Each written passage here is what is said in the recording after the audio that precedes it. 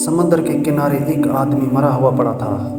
سمندر کا پانی چونکہ چڑھتا اترتا رہتا ہے، جب پانی چڑھا تو مچھلیوں نے اس لاش کو کھایا، اور جب پانی اترا تو جنگل کے درندوں نے کھایا، اور جب درندے چلے گئے تو پرندوں نے کھایا۔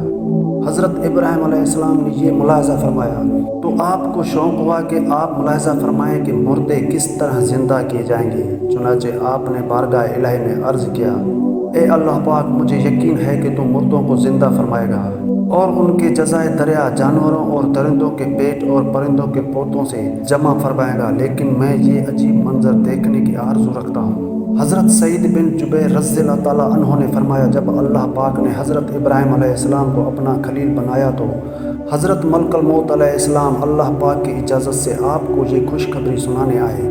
آپ نے خوشخبری سن کر اللہ پاک کی حمد کی اور ملک الموت علیہ السلام سے فرمایا، جلت یعنی خلیل بنانے جانے کی نشانی کیا ہے؟ انہوں نے عرض کیا، دلیل یہ ہے کہ اللہ پاک آپ کی دعا قبول فرمائے گا اور آپ کے سوال پر مردے زندہ کرے گا۔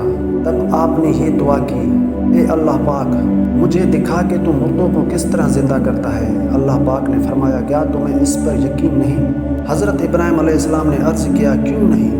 لیکن میں چاہتا ہوں کہ میرے دل کو قرار آ جائے کہ تو نے مجھے اپنا خلیل بنایا ہے، میری دعا قبول فرمائے گا اور میرے سوال پر مجھے عطا فرمائے گا۔ حضرت ابراہیم علیہ السلام کی فرمائش پر حکم خداوندی ہوا، تم 4 پرندے لے لو اور انہیں اپنے ساتھ خوب مانوس کر لو، پھر انہیں ذبح کر کے ان کا قیمہ آپس میں ملا کر مختلف پہاڑوں پر رکھ دو، اور پھر انہیں آواز دو، ان میں ہر ایک اپنی پہلے والی شکل و صورت میں بن کر تمہارے پاس چلائے گا۔ چنانچہ حضرت ابراہیم علیہ السلام نے 4 پرندے لیے۔ ایک قول کے مطابق وہ مور، مرغ، کبوتر اور گواں تھے۔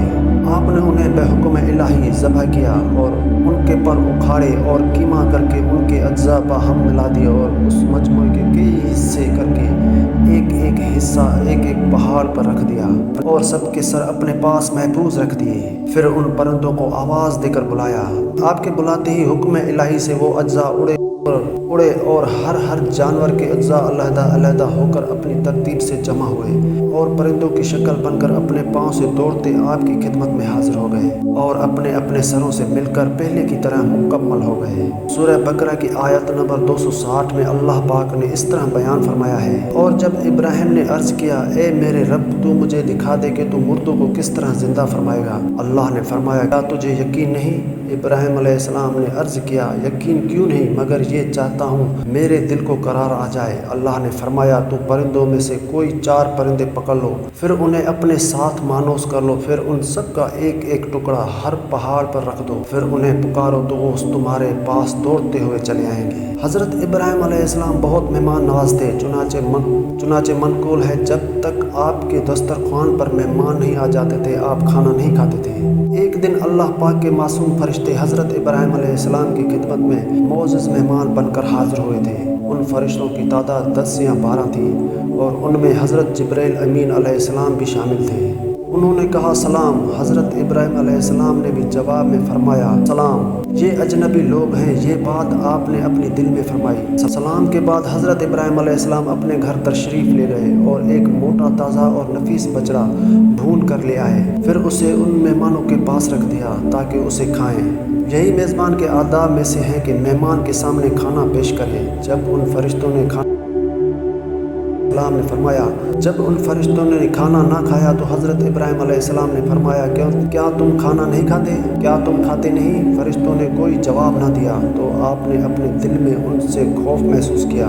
حضرت ابن عباس رضی اللہ تعالیٰ عنہ فرماتے ہیں کہ آپ کے دل میں یہ بات آئی کہ یہ فرشتے ہیں جو عذاب کے لیے بھیجے گئے ہیں۔ حضرت ابراہیم علیہ السلام کا خوف دیکھ کر فرشتوں نے عرض کیا، آپ ڈرے نہیں، ہم اللہ پاک کے بھیجے ہوئے ہیں۔ اور ان کے بعد ان فرشتوں نے حضرت ابراہیم علیہ السلام کو ایک علم والے لڑکے کی خوشخبری سنائی، کیونکہ اس وقت آپ کی زوجہ حضرت سارہ رضی اللہ تعالیٰ عنہ کی عمر 99 یا 90 سال، جبکہ حضرت ابراہیم علیہ السلام کی عمر مبارک 100 یا 120 سال تھی۔ لہٰذا حضرت سارہ علیہ السلام علم والے لڑکے کی خوشخبری سن کر چلاتی ہوئی آئیں اور حیرت سے اپنے چہرے پر ہاتھ مارتے ہوئے کہا، میں تو بوڑھی ہوں، میں کیسے بچہ پیدا کر سکتی ہوں؟ فرشتوں نے کہا جو بات ہم نے کہی آپ کے رب کریم نے یوں ہی فرمایا ہے اور اللہ پاک اس بات پر قادر ہے جسے چاہے جسے تم ناممکن سمجھ رہی ہو، یعنی وہ رب کریم تمہیں اس عمر میں نعمت اولاد سے نوازنے پر قادر ہے۔ بے شک وہ اپنے کام میں حکمت اور علم والا ہے، نیز اس سے کوئی چیز چھپی ہوئی نہیں۔ حضرت ابراہیم علیہ السلام عظیم پیغمبر تھے۔ ہمارے پیارے نبی سے پہلے جتنے بھی پیغمبر آئے ان سب میں حضرت ابراہیم علیہ السلام کا رتبہ سب سے بڑا تھا۔ اس کی وجہ یہ ہے کہ چند پیغمبروں کے سوا حضرت ابراہیم علیہ السلام کی ہی نسل سے سارے پیغمبر آئے۔ ہمارے نبی بھی انہی کی نسل سے ہیں۔ حضرت عیسیٰ علیہ السلام اور حضرت موسیٰ علیہ السلام کا تعلق بھی انہی سے تھا۔ یہی وجہ ہے کہ حضرت ابراہیم علیہ السلام کو یہودی اور نصار بھی مانتے ہیں اور مسلمان تو بہت زیادہ ہی مانتے ہیں۔ ہر نماز میں آپ کا ذکر آتا ہے۔ اللہ تعالیٰ خود فرماتا ہے کہ اس کتاب میں ابراہیم کا ذکر کیجیے، وہ راستے والے پیغمبر تھے، یعنی سچے اور راہ راست پر تھے۔ ایک اور جگہ اللہ تعالیٰ فرماتا ہے کہ وہ بے شک اللہ کے فرما بردار تھے اور بالکل ایک ہی طرف کے ہو رہے اور وہ شرک کرنے والوں میں سے نہیں تھے، اللہ کی نعمتوں کے شکر گزار تھے۔ اللہ نے ان کو چن لیا تھا اور سیدھے راستے پر ڈال دیا تھا۔ ہم نے ان کو دنیا میں خوبیاں دی تھی اور آخرت میں بھی۔ یہودی اور نصار تو ان سے بہت زیادہ قربت کا دعویٰ کرتے ہیں۔ اللہ تعالیٰ فرماتے ہیں کہ نہ وہ یہودی تھے نہ نصرانی تھے، بلکہ وہ سیدھے راستے پر تھے اور تقویٰ والے تھے۔ حضرت ابراہیم علیہ السلام کی پوری زندگی سفر کرتے گزری۔ آج شام میں ہے تو کل مصر میں، پھر کچھ عرصہ بعد اردن یا فلسطین میں، کبھی حجاز کا دورہ کر رہے ہیں۔ حضرت ابراہیم علیہ السلام شہر بابل میں پیدا ہوئے۔ کہا جاتا ہے کہ پہلے عراق کا نام بابل ہی تھا۔